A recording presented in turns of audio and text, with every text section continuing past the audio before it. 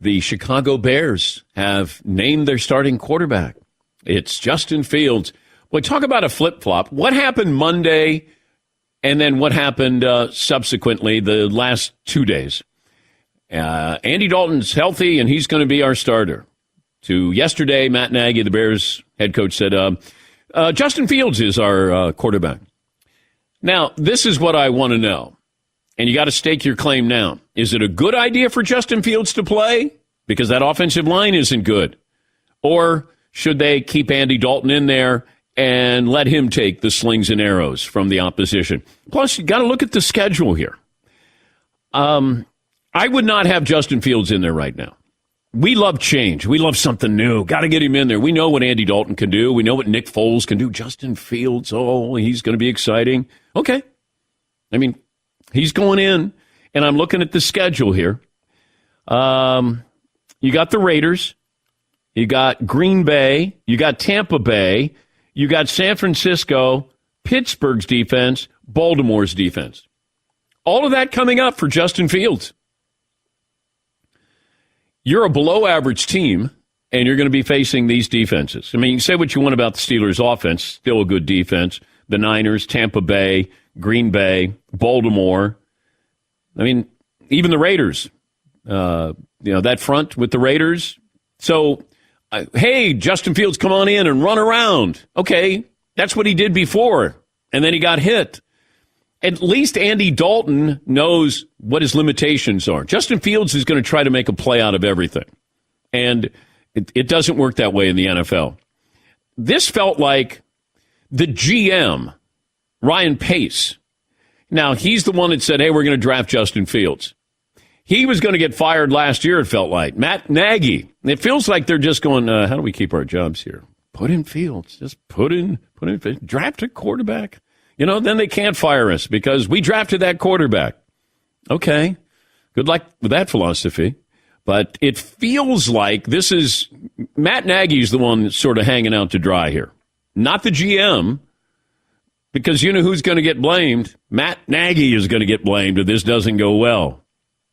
Yes, Seton. It's interesting how split the media is still on this, because if you put on one channel, it's like the Bears finally got it right. Justin Fields is QB1, and they're all excited about it. And then you flip the channel to the other station, and they're like, you can't start this kid. You're going to get him killed.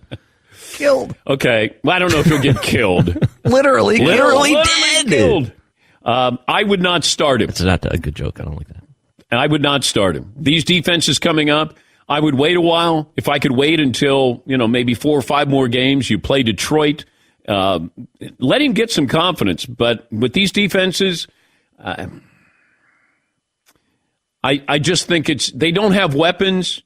They've lost their running back for, 4 weeks? 5 weeks. David Montgomery is playing great. Yeah, so now you lose him. I just don't like this. Maybe he plays great, but I want him to play great for me for the next 5 years, not for the next 5 weeks. Yeah, McLovin. I like the way it works out for Andy Dalton. 5 weeks, no David Montgomery. Then they have a bye week 10. Then if Field struggles, Baltimore week 11, who Andy, for some bizarre reason, completely owns the Ravens. Always has. When he was with the Bengals. Yeah, I know, but it's weird. Like, he can't play like that against anybody. So then Detroit, Arizona, then the schedule gets easy. I don't care about Andy Dalton. Well, of course, nobody does except for me. Nobody does. This is about Justin Fields, the decision to play him. There's a lot of NFL writers on Twitter who really sold out to play Justin Fields from day one, like really hard this offseason. And will any of them take it back? No. They want what's new. You got to get Trey Lance in. We know what Jimmy Garoppolo is. Like, Ben, get rid of Ben. Well, who are you putting in? Put in Haskins. No, we've already seen Haskins. We don't. Mason Root. No, we don't need to see that. Duck Devlin. No, we don't need to see that. We want what's new. And while it's nice and it's a great storyline and, may help your fantasy team, it's not prudent, in my opinion. You put these guys in there. Yeah, you learn on the job. Some do, and some don't. And I know everybody's going, well, Aaron Rodgers didn't start, and Tom Brady didn't start. I know, Patrick Mahomes. I know. Oh, John Elway started. Peyton Manning started. You can find one on one side of the aisle, and you can find a group on the other side of the aisle. I would not play Justin Fields right now. We talked about the offensive line. You know, somehow we look at the Jets and Jags and go, boy, that's a bad offensive line. The Bears are right there with them. And I think that Trevor Lawrence and Zach Wilson might have more weapons than Justin Fields has with the Bears. But we don't factor that in. It's like, you got to get the new quarterback in there. Okay, you're not going anywhere. You're not going to make the playoffs. Now, you might say that's the reason to put him out there. I want to make sure that we make the playoffs next year. I don't want anything to happen to Justin Fields. But I don't need the rush to put him in there. Even with Trevor Lawrence, I know it sounded crazy, but I said I wouldn't have him in there playing right now.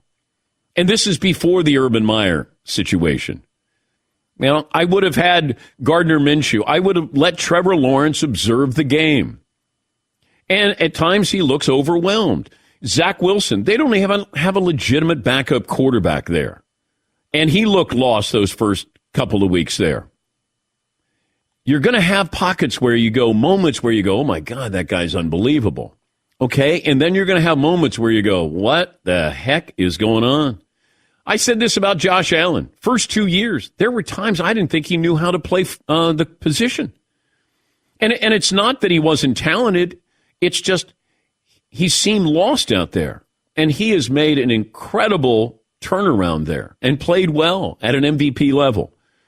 You know, it's just not that easy. Dak Prescott's plugged into a place. They went 13-3 with a great running game, and they had a great offensive line. That helps you. Well, Justin Fields doesn't have that. Trevor Lawrence, if I put them in Dallas's offense, I'd like their chances a whole lot better. If I put Dak Prescott with the Bears, how do you think Dak Prescott's doing? He would be average. It's a team game, but we focus on the quarterback. But when you focus on that team and then you realize it doesn't matter who's your quarterback. It just doesn't because of the supporting cast, the offensive line, offensive coordinator.